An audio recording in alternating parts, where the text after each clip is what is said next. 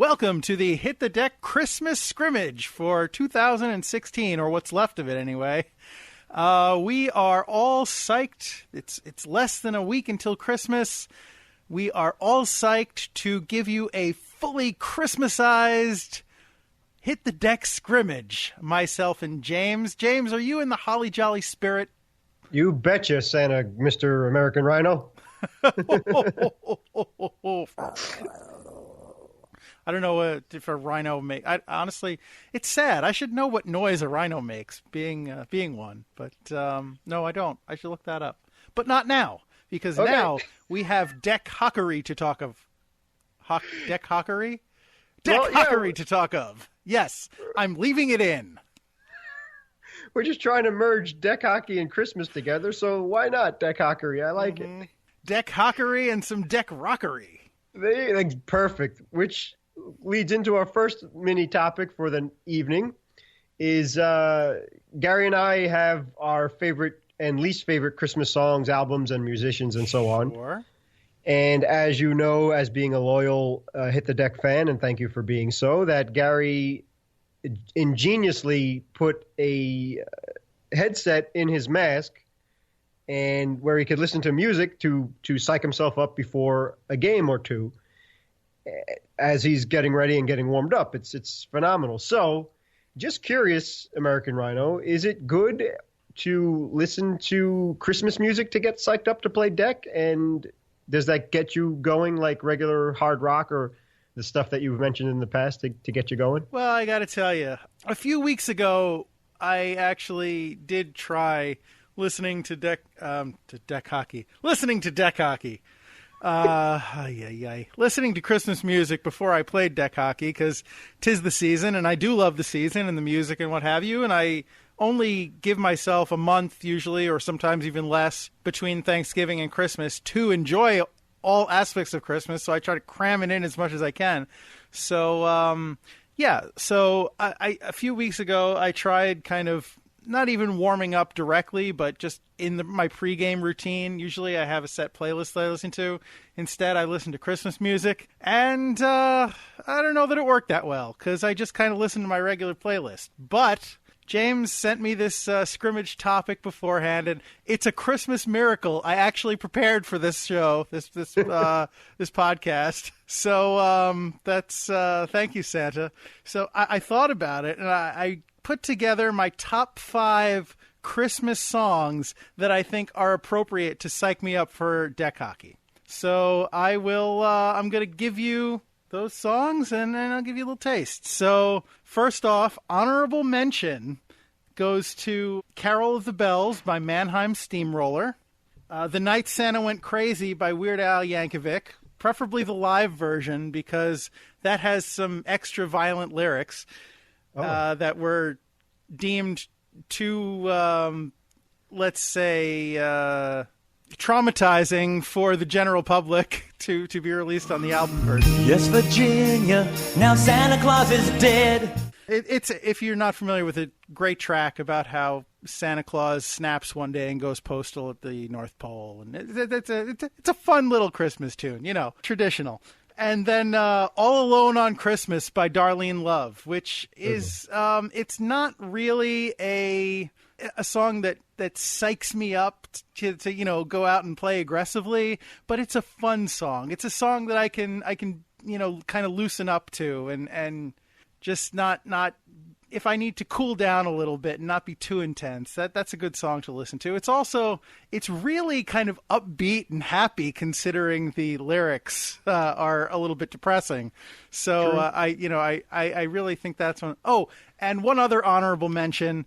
This isn't even really a deck hockey song, but Christmas Rapping by the Waitresses. Oh. That's a song that I could see myself like skating to at like one of those like rock and skate kind of things in the 80s.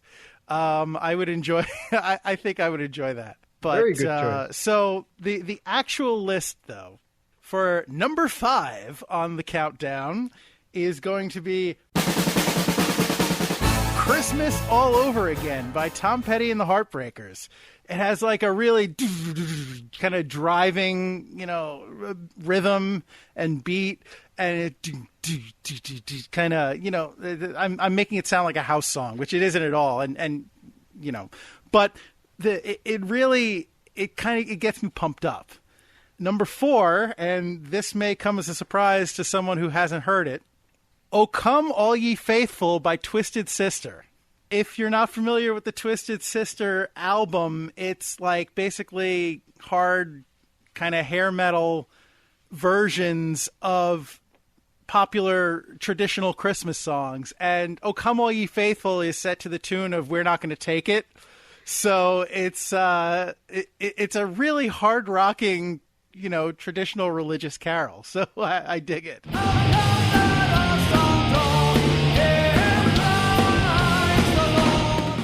Number 3 is going to be "Christmas Eve, Sarajevo, 1224" by the Trans-Siberian Orchestra. It's another one of those really hard-driving, hard-rocking. It's an instrumental, but it really gets the blood pumping. Number 2 is going to be a surprise to anybody who knows me, because this is generally not my genre of music at all, but this particular song I really enjoy. "I Won't Be Home for Christmas" by Blink-182. Huh. I heard it on a playlist from some website that I frequent that does a Christmas jukebox every year. And I don't know, something about it. It's just it's it's a lot of fun, and it has like a really up-tempo kind of song. So that one, and it talks about beating up carolers. So that's nice. And the number 1 song on my Christmas countdown of Christmas music that I can get amped up for a deck hockey game to is "Father Christmas" by the Kinks. I mean, that's talk about aggressive. That's another one that talks about beating up Santa Claus, but the guitar riffs, and it's a really hard charging song. It's a fun song. I dig it, man. I can definitely get pumped to play deck hockey to those songs. Give all the toys to the little rich boy. Excellent top 5. I could definitely vouch for the Kinks and Twisted Sister, which I heard Twisted Sister for the first time at your place, so thank you for that. Oh, yeah, sure. A huge treat. Guys from Queens, big Mets fans, it only makes sense that they would make a great Christmas album. And I love that idea that they kept their hard rock, like you said, hair metal style with traditional Christmas songs. It's really cool and definitely upbeat. I'm not familiar with the Blink-182, but I do know that they can get a bit hard and get you psyched up. So excellent choices. And Tom Petty, of course, is Tom Petty. So yeah, with the Twisted Sister, it's actually funny. The first track on the album is like Dee Snider starts recording a really kind of sweet traditional version of "Have Yourself a Merry Little Christmas." And then, like, he comes in and interrupts himself in the studio. He's like, "Hey, what are you doing? That's not Twisted Sister. This is Twisted Sister." And then they start really rocking out. And he's like, "Oh, yeah, I get it." We never play anything nice and easy.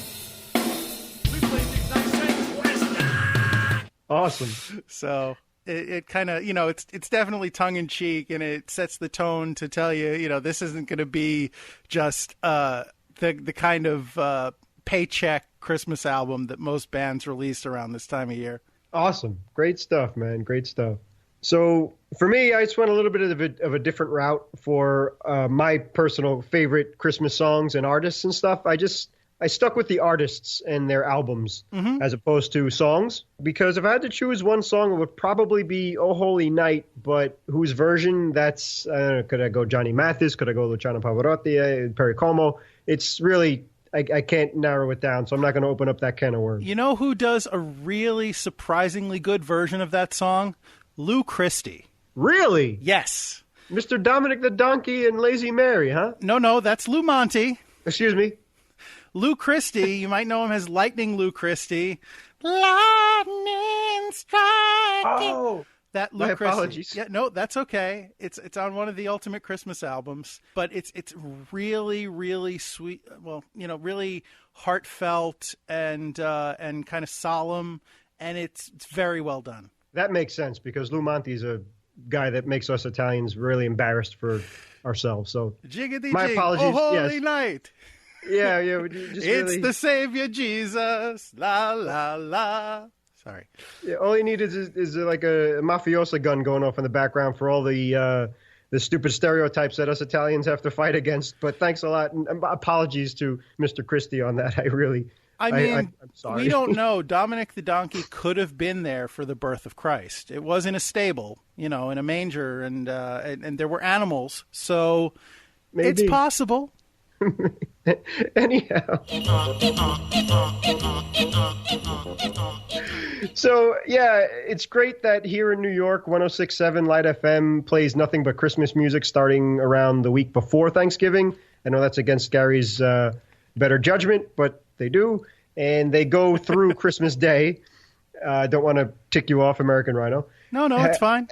However, their selection leaves a lot to be desired. So that kind of, Gary and I over the years have talked about some songs that aren't really Christmas songs or what they should be playing, what they shouldn't be playing. They get a hold of a couple songs and play them to death, a couple of artists and play them to death.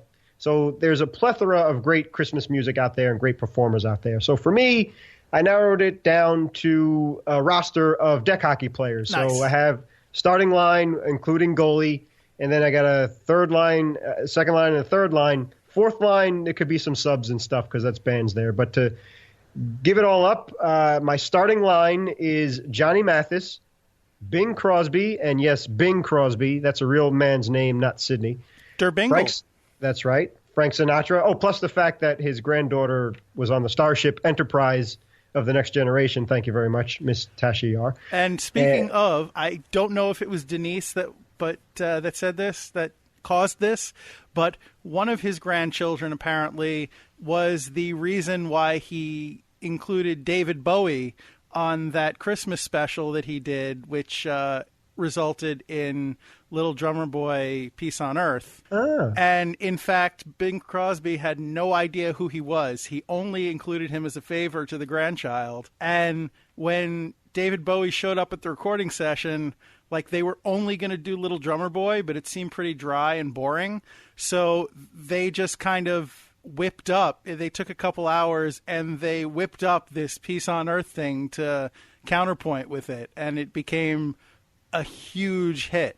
That's an incredible story. I didn't know that. That was always something that perplexed me because, it just seemed like, but to David Bowie's credit, and God rest his soul, he's one of many great talents that 2016 has stolen from us this year. Yeah.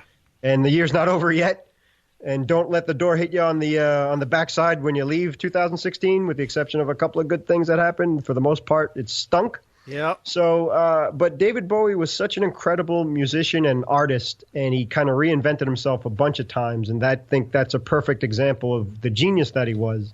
But yeah, to be with the legend like Bing Crosby, and he sung his guts out and looked nice and clean looking, and no Ziggy Stardust stuff or whatnot. But no, really, pretty magical. And maybe that's just another Christmas miracle. But well done with that, and cool story. Pretty thing, isn't it? Thank you. So sure. Getting back to my starting line for the ultimate Christmas artists, I got Johnny Mathis, Bing Crosby, Frank Sinatra. On defense, I got Perry Como and Johnny Cash. Johnny Cash mainly for my father's sake, but he does have a lot of really great Christmas music. I know some, maybe more guys like Johnny Cash more than females, but it's really heartfelt, good original stuff as well. And then in goal, because I'd love to have my American Rhino as always, but for the Christmas version, I got Luciano Pavarotti because he could probably, God rest his soul as well, but he could do a good job in blocking the net. Yeah, he would definitely take up some room. And in all honesty, I mean, his just an amazing, my opinion, the greatest opera singer of all time. It just looked effortless for him, and a marvelous tenor, made it popular and brought it to pop culture. And just God rest his soul, he was a genius, and he's sorely missed. And his Christmas music, especially his versions of, there's two versions of the Ave Maria, just rips your heart right out of your chest. So really stirring, emotional, beautiful, beautiful stuff. From there, my second line, Nat King Cole, man. You can't go wrong with that fine, fine gentleman. Andy Williams, of course. Faith Hill, I've been in love with for about 20 years now. And on defense, I got Harry Connick Jr., which I know he's very popular with the ladies. And Brian Setzer, too, who's probably more famous for his Stray Cats stuff, but he has 3 solid, great big band Christmas albums, as Harry Connick Jr. does as well. So definitely check those guys out. The third line, I got Brooke Benton. Maybe he might not be as famous as Nat King Cole, but great Christmas music there. Darlene Love, as Gary mentioned before. Connie Francis, another great one. And for the one-hit wonders, if you will, I got Bobby Helms and Brenda Lee. So you got to have Jingle Bell Rock and Rockin' Around the Christmas Tree by the originals. And then for the fourth line, it gets a little messy because I got some bands in here. So leading off, I got the Mills Brothers, a great group of guys. Obviously, they were brothers, amazing harmonies, heartfelt Christmas music, great stuff. Sal Soul. Now, this is my curveball, like you had with Blink 182. Sal Soul is a disco band, and I hate disco. Yeah. I was born in the thick of it, unfortunately, 1978. But for some reason, this album is phenomenal, and it's called Christmas Jollies. And if you could pick it up, it's great. It stands the test of time, and it's a great sounding, fun, cool album, especially if you're having a Christmas party. Definitely recommend playing Sal Soul. And half of the Beach Boys album. Now, they have 5 originals on the album, like Little Saint Nick, The Man with All the Toys, Santa's Beard, Merry Christmas Baby, and Christmas Day. And I do not know Santa's Beard. How is that? Don't ask me to sing it, please. You're the singer. No, I'm just asking as a song compared to the other Beach Boy Christmas songs. How is it? I think it holds up just as well. All right, I'll have to look it up. You're familiar with Little Saint Nick, right? Absolutely. Okay, it's great. It's good Beach Boys, great harmonies, good. It's what you'd expect from the Beach Boys, and that's a high compliment, I hope. He thinks that Santa Claus. Nice. But their second part of their album, I don't like at all. Like they do We Three Kings and stuff like that. It's really too slow and boring to me. But that's just my opinion, so don't beat me up if you disagree, and I apologize. But just being honest here. So that's my fourth line. And then as head coach, I have Percy Faith, who was a conductor, and he and Johnny Mathis joined forces for Johnny's album called Merry Christmas, oddly enough. And to me, that Johnny Mathis Christmas album is perfection. I don't know life without it. I don't want to know life without it. And I love it. And Johnny's still going strong. My family had the benefit of seeing him in concert a couple of years ago. And he sings just as amazingly in his 80s as he did back then in, I believe it was 1957 or thereabouts when that album came out. So just a wonderful man, beautiful music, great arrangements. And to me, Johnny Mathis' Christmas album is perfection in an album. Merry Christmas to you. Of music. Nice. And I also decided to gin up a quick little list of deck hockey singers, if you will. It's much shorter than yours. It's only one full line and an extra skater. And then I have some groups in there as well, and a coach. But since your list included so many of the classic Christmas singers, I had to go a little bit deeper on this one. So my list skews a little poppier. Maybe poppier isn't the right word, because if you think pop these days, you think like, I was going to say Britney Spears, but I'm dating myself.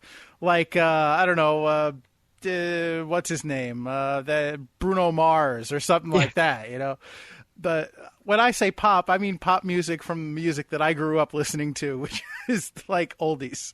So, but it's not, you know, the crooners and the classic kind of singers. So I might as well just jump into it. Starting off is another Johnny who I really like, Johnny Maestro, who of Johnny Maestro and the Brooklyn Bridge, who they had some great music on their own, but he also did some Christmas stuff, particularly a song that I really, really love called You're My Christmas Present.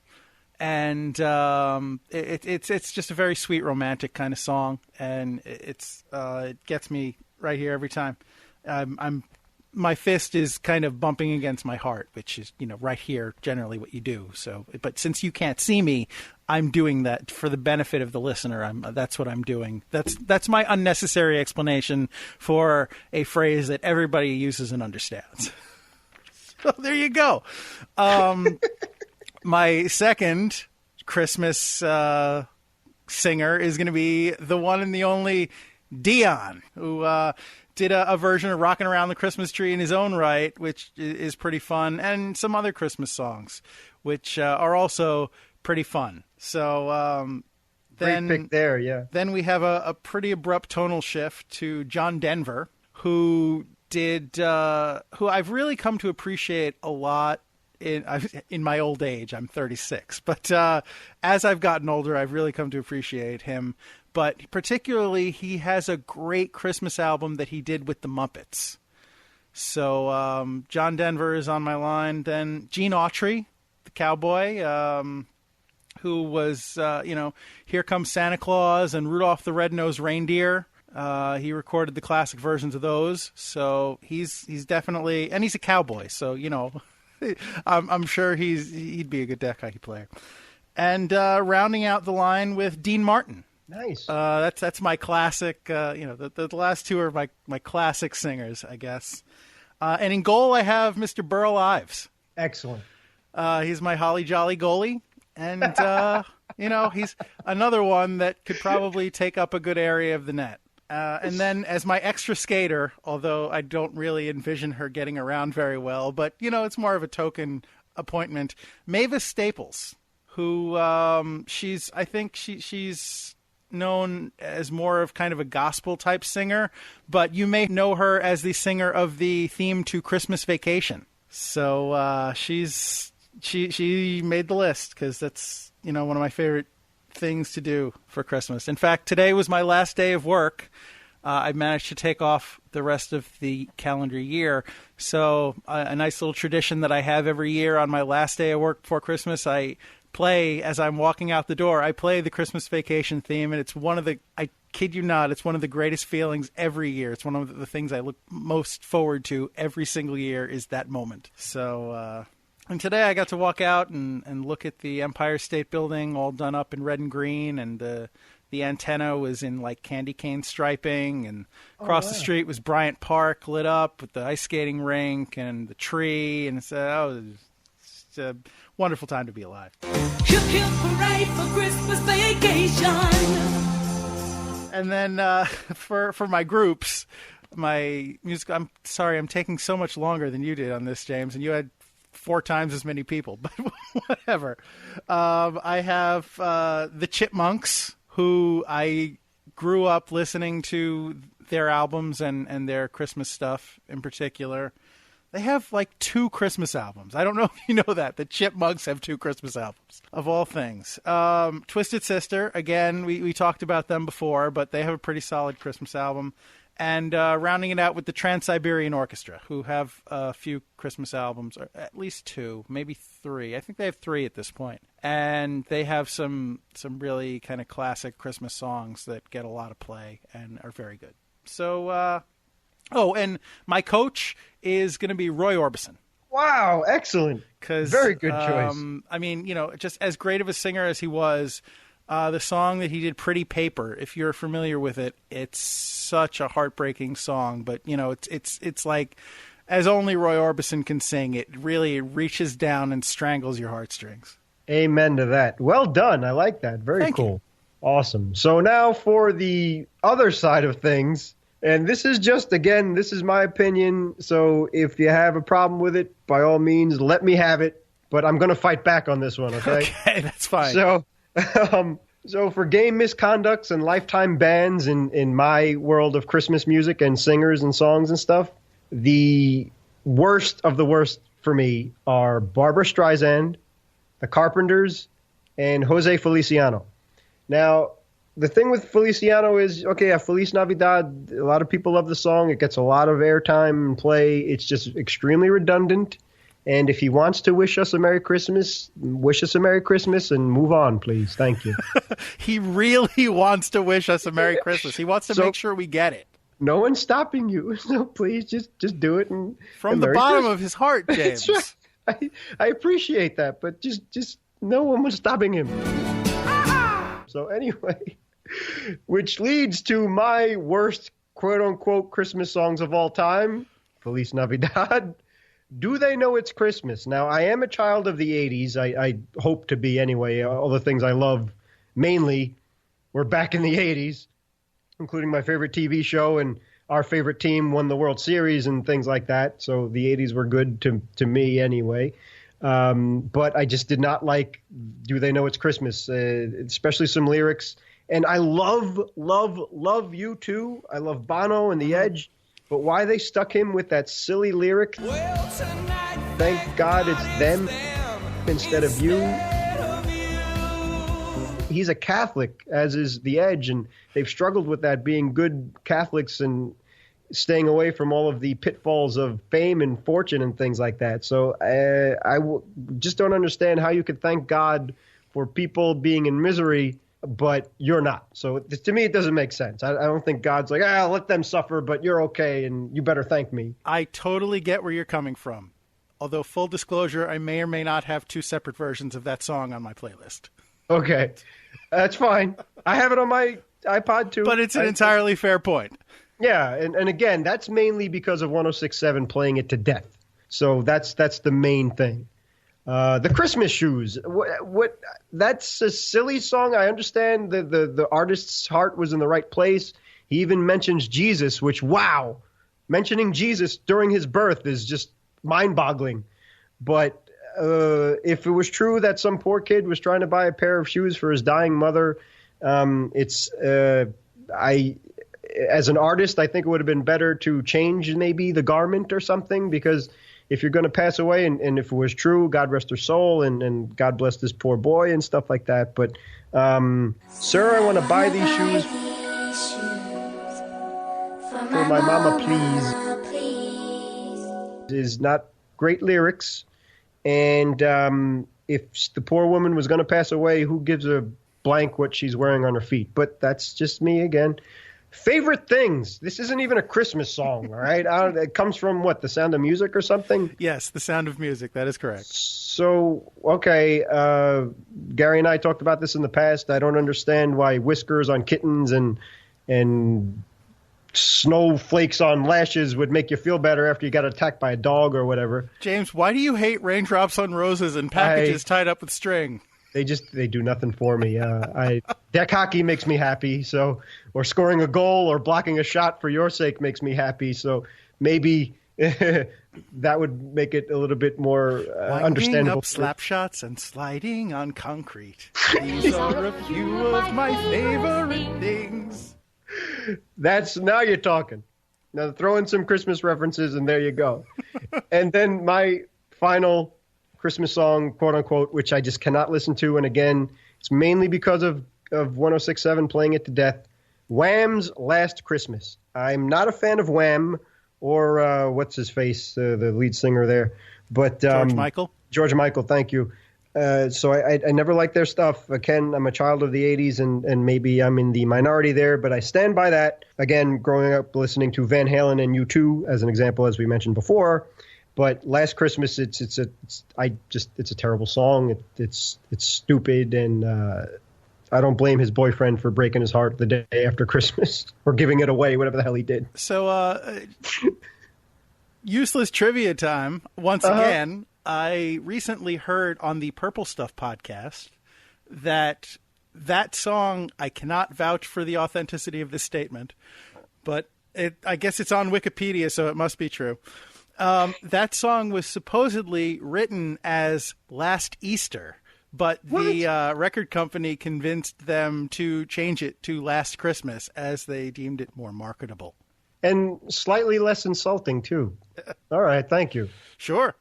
Yeah, why would okay, maybe their hearts weren't in the right place, but to drag a holiday as important and significant as Easter down with something like why would you give whatever?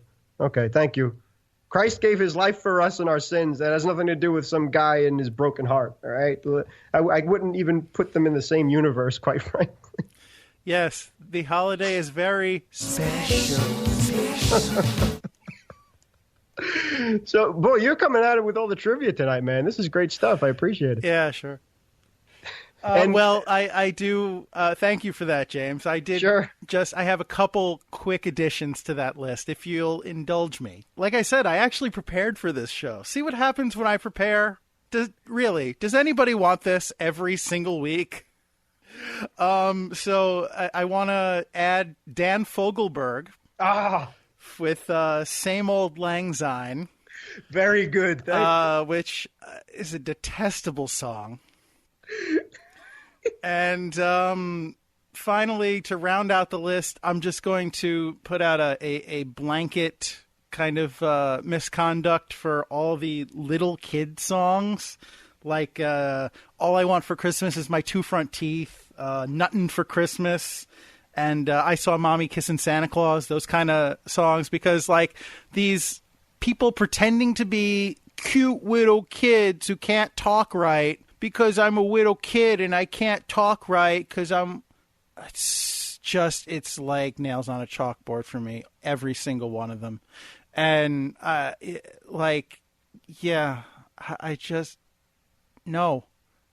if I never hear one of those again, it'll be too soon. So that's my little addendum. Great stuff, and we'd love to hear from you too out there. Whatever your favorites are and least favorites, please let us know. Yeah, man. We what grinds your gears, or what gets you going? Email us at hitthedek@gmail.com or tweet at us at hitthedekpod. Thank you, sir. So from there, another great Christmas tradition are the specials, like Charlie Brown Christmas and The Year Without a Santa Claus and Rudolph the Red-Nosed Reindeer. So just out of curiosity, American Rhino, who do you think the best deck hockey player would be out of those Christmas special characters?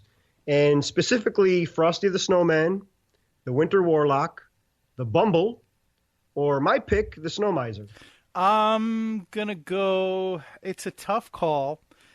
Frosty, I think, is just too kind of addle-brained, let's say, to be the to be a effective deck hockey player. Although he'd probably be good at blocking shots because apparently he's a great belly washer. But so he could slide across the ice like nobody's business, or the ground, I guess, provided it's covered in snow, I assume. But I mean, the downfall is that, of course, in the warm weather he will melt, and he will not be effective. True. I think the Bumble's going to be just too big. I mean, he'd probably make for a pretty daunting player being that big, but, he's like 10, 12 feet tall. He's got to be. He's huge, if not taller. And so I don't think he's going to be able to, to him, everybody running around on the ground probably looks like ants. He's not really going to be able to join the play effectively. I don't know a lot about the Snow Miser. I've really only seen that special once, and so it's I can't speak to the Snow Miser. I will let you tell me about his pros or cons. So I guess of the three that I know of that you mentioned, I'm going to have to go with the Winter Warlock. He's a wizard, and at points an evil wizard who seems to have full mastery of the ice and snow. So. He can probably do some stuff. Excellent choice, my friend. Yeah, as for the Snow Miser, that's from The Year Without a Santa Claus. Yep. And the only thing worth watching in that whole special, and no disrespect to Mickey Rooney, is the Snow Miser. The great actor and comedian Dick Shawn played the Snow Miser, and he sings a great version of introducing himself to the people of the special. And he has friends. And he's enthusiastic. He's fun to be around for someone who's known as a miser. And he loves Christmas, so he's good pals with Santa Claus and stuff like that. Mm-hmm. So, but yeah, you know what? The Winter Warlock, you're right. He's responsible for making the reindeer fly and making Christmas trees have lights and things like that, at least according to the special and the Rankin Bass geniuses that are out there. So, I mean, that's once he turns good, once he turns his powers to good and stops being evil. when he's evil, he can like conjure snowstorms and like crazy stuff, do crazy stuff. That's right.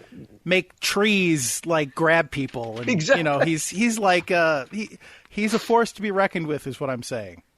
Excellent point. I was going to mention his goons, Willy Willow and Peter Pine. You don't want to screw with those guys. In his defense, too, he did beat up a little penguin, too, so that was on the right track. So that was good. Oh, where was he tonight for the Rangers? Yeah, that's true, man. We needed the Winter Warlock. So plus he created the magic snowball that Santa could see all the kids being good or bad. That's true. And know when they're awake and sleeping and such. So great stuff there. So, yeah, it really... Quite frankly, hopefully they could be on the same team, the Warlock and the Miser. Yeah. And you're going to lose if you're going to go up against them. I'm telling you that right now. And they just did. One could be the goalie and one could be a forward, and that's all they need. So that's how good they are. Unless they throw in Peter Pine and Willy Willow. I don't know. You don't want to go up against the Snow Miser. He's too much. That's right. And if he touches you, you're going to turn to snow. Right. So that's not good. So that sums it up for our Christmas scrimmage, and I hope you enjoyed it. And above all, very Merry Christmas from the bottom of our hearts. And we want to wish you a Merry Christmas, so we will. Merry Christmas, and thank you so much for listening. Feliz Navidad. Sorry. From the bottom of our hearts, indeed. Yes, thank you. I echo James's sentiment. I don't want to get too sappy because we did that on the Thanksgiving show, but you, our listener, are a gift to us. So you are our Christmas present. You're the reason why we keep doing this and why we're able to keep doing this. So thank you. I sincerely hope you have a fun, blessed Christmas. And, I hope Santa brings you everything that you want. And I guess we'll see you for the next episode of Hit the Deck, hopefully next week. So from James and myself, Merry Christmas. Rats.